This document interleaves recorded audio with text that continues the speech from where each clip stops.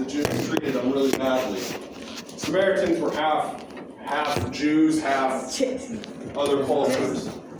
So that gives you a little context. And by chance, there came down a certain priest that way. And when he saw him speaking to the one that was wounded, he passed by on the other side. He went around. He said, "Nah, I'm not going to take care of him. Nah, I'm not going to help him." But you know, is it Dante? Right?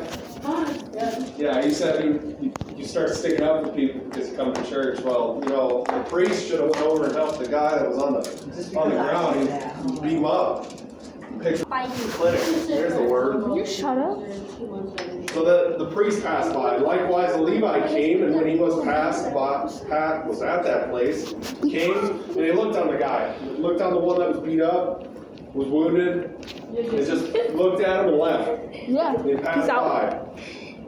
And then a certain Samaritan came on his journey and came where he was. And when he saw him, he had compassion. He felt for the one that was injured and wounded and beat up and had no one to help him. And he went to him and bound up his wounds, pouring oil and wine, and set him on his own beast, and brought him to an inn, and took care of him. And the next day, when he departed, he took 2 pences and gave it to the host, and said unto him, "Take care of him, and whatsoever thou spendest more, when I come again, I will pay." Now, out of the story, who do you think did the right thing? Do you think it was the priest that did the right thing? Yes. The Levite? The priest. The one that went across the street and said, "No, I'm not dealing with this guy." The thief. The Levite, the one that stepped over the top of him. Have you guys been in school where? Nope. Who's been book checked? Me. Bro, me so many times. Do you think or seen someone that's been book checked? They got books and they just you want to help them, but you look at the clock and you I just say, slapped the guy who does that. I swear to God, in school. I'm being serious. I slapped the guy who does that to me. It's not funny. you guys wanted to help pick it up, or No. you didn't want to? If the guy slapped the guy, if the guy slapped then we don't want to. exactly. Yeah. He slapped the books out of my Kinda hand, so I slapped him and walked away with my You know, books. I didn't want to sometimes take it them might be out. embarrassing. I'm not. I don't. It was so embarrassing at Will Smith. And Will Smith slapped him. Yes. Yeah, slapped you. But Jesus wants us Shut up, man. to love one another. He wants us to help one another, even if it's inconvenient at times. There's people that in our lives that we can help. I support Mickey Mouse. He gives rabies to babies. Jesse supports the LGBT. How'd you know? We've had this discussion. I know it's in here. You want Sister Nancy to give the rundown again, guys? No. No, she'll whoop my ass.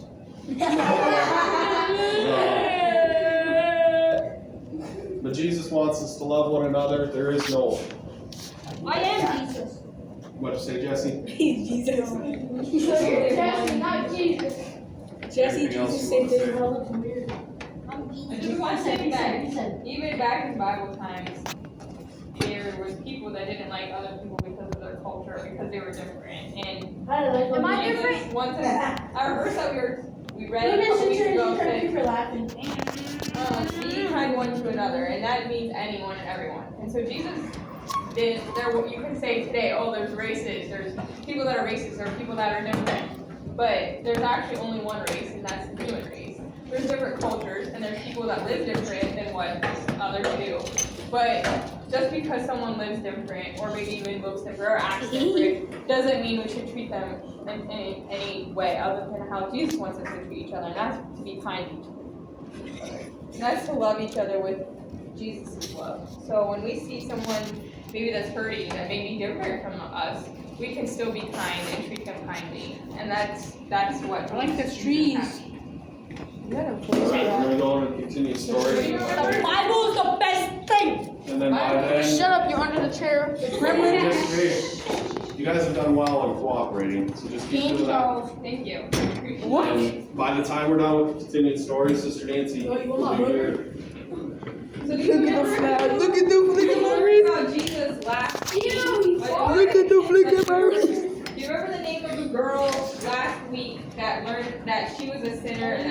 done wrong and needed to have a clean first cut. Do you remember the girl's name? Does anybody remember the girl's name? Starts with a J. Huh? Jessie. Jen.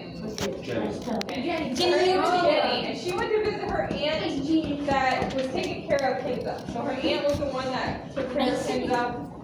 Do you remember what was wrong with Kenza? Do you remember? She was blind. She had diabetes. Kenza. They lived in. She was blind. Okay. Look who's finally up on a chair now. Oh, no. What's your name? Kenza. K-I-N-Z-A. Kenza. Kinsley. Mickey Mouse. Stop. So now we're back to the boys. Hey, not me. Yeah, what Now we're gonna find out what happened. He's sticking his foot What up me. happened to Kenza. Whoa.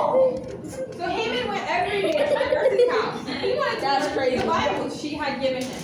And he was learning very quickly. As anyone does when he really has a desire to learn, you can learn fast. Yeah. So Haman was incredibly happy until a man and a girl came from England It's gonna be a distraction. to visit. He felt that the young girl who called his beloved nurse Auntie. Big bomb, big bomb, big And when bomb. he saw a kind visitor for Kenza, which was his little sister, he was That's so sorry big for ass. going out. Are you doing this for anything? What? He would just wait until they went back home again. Then he would go back for more reading lessons. One morning, as Haman was working at his usual job of blowing up a fire and stringing donuts on a wreath, he looked across the street and saw something that made his young heart almost stop beating. What do you think he saw? He saw an oak saying that he had diabetes. The man was surely his stepfather, and the man was watching the nurse. His stepfather would not be able to grab kids away from them. They all loved her, and one or the other would take care of her and keep their eyes on her. But he, Haman, was not safe. His stepfather, he knew, would grab him, beat him, and make him steal kids away from the nurse's house. Yes, the best technique for him to do was run away as fast as he could. And without a word to his master or the person that he worked for, Haman scurried away down the street, around the corner, and ran to the hills. Haman hid all night long in the hills and intended to stay there a day or two longer. But the next morning, he heard the voice of his beloved nurse calling, Haman, Haman, if you are anywhere, please come to me. We are in trouble, Haman. Please come to me. One of your friends said he saw you run out here. Haman could not stay hidden when the nurse called to him so pleadingly. And suddenly, there he was, before her eyes. The nurse was startled. I shall never get accustomed to the way you boys of Morocco disappear and appear as though from nowhere, she exclaimed. You are in trouble? Yes, Haman, we are in trouble. Kenza has disappeared and we cannot find her. We left her with my niece for only a very few minutes while her parents and I bought something in the market. And just as you see, able to disappear and appear so suddenly, Kenza was gone. So the market was like kind of like a mall around here. So it was like a whole bunch of shops, but that's where they That was in the This was 1 billion, that was in the 2 billions ago. How was there a market there? Probably 1,000 years ago or so. How was there a market there? $1.8 trillion ago. Like a whole bunch of stalls with like. Years ago. What is sauce? A market was made. Can I have some sauce? I'm hungry. Sauce. Maybe. Chucky Monkey They Surgery. have salad. There's monkey. Okay. So, just as you seem to have disappeared and appeared so quickly, Kenza was gone. My niece said she thought she was watching her every moment, but suddenly she was gone. Trembling, Haman said, my stepfather has taken her away. Why do you say that, Haman? I saw him in the marketplace yesterday at the grocery shop. It's like He 2 was pages. watching you and your friends walk down the Yeah, street. 2 pages, huh? I saw him watching Kenza, and I knew he that's like wanted to 30 steal her away and sell her to the beggar. But I never thought he would leave her alone with that girl from England. Hey. Gently, the nurse said, Haman, I did not know she was in danger. You did know. And yet you ran away to save yourself. You both did wrong, Haman. Now we must try to get her back. That would be impossible, Haman sighed. But I have a plan, the nurse said. I am sure my visitors would drive their car to your old home. I would make them give me Kinza. But you do not know the way to the village, Haman cried. You will go with us and show us the way. Haman lifted frightened eyes to the nurse's face. Do you know what they will do to me if I take you there, he said. Whoa. But they shall not pass you, Haman. You will only point your house to us. We will do the rest. The very next morning, Haman's friends watched as he rode off in the shiny English automobile. How they envied him. Does anybody know what envy means? Envy? Yeah. Envy is like where you care about somebody? Envy is like when you want something that somebody else has or you wish you could do what somebody else does. So when they envied him riding in the car, they all wanted him to be able to ride in the nice English car. So envy is, it's not a good thing to have, but it's when you want something or want to be someplace that somebody else isn't. He would not let them see how they envied him. Haman smiled and waved to them. He would not let them see how frightened he was. It was a beautiful drive, and Haman remembered the hot, dusty evening when he had climbed this hill with Kinza on his back. Haman grew less frightened as the big man and the nurse kept assuring him that they would allow no harm to come to him. But his heart was sad when he thought of his mother. He would be very close to her, and he longed to see her. Then, just as darkness began to fall, Haman saw the shape of his home village with the thatched roof hut. They had to leave the car in the marketplace of the village, for the path was too narrow for a car. Haman ducked out of sight when he saw anyone who thought he might recognize him, as he led the Englishman and the nurse along the path to his old home. They were close enough for Haman to see his own lamp-lit doorway and the glow of the charcoal fire. There, he was certain. This is the third house beyond the fig tree. We'll meet you at the car, the nurse said, and she was gone. Then Haman thought of the light which was now within him, how Jesus had come to his heart, and how wonderful it was to not be afraid of the darkness. Nor did he need to be afraid of so-called evil spirits, as he once was. Creeping silently closer to the hut, Haman listened and peeked inside from time to time. What time is he coming? And probably about as soon as we're done with the story. I don't know what time it is. He saw his stepfather rise to greet the visitors and he stopped worrying about the hut. Then he heard the nurse say, I have come to find out about your little blind girl. She was left in my charge by her brother about 7 months ago. I wish very much to have her back. She is your child, and it must be as you say. But I am willing to pay a higher price for her than any other would give you. So they're still planning on selling her as a beggar. The stepfather spread out his hands, palms upward. But I know nothing of the child, he said. True, her brother stole her away 7 months ago, but I have neither seen nor heard of her since. If I hear news of her, I will gladly bring her to you. You think he's being honest? No. Yeah.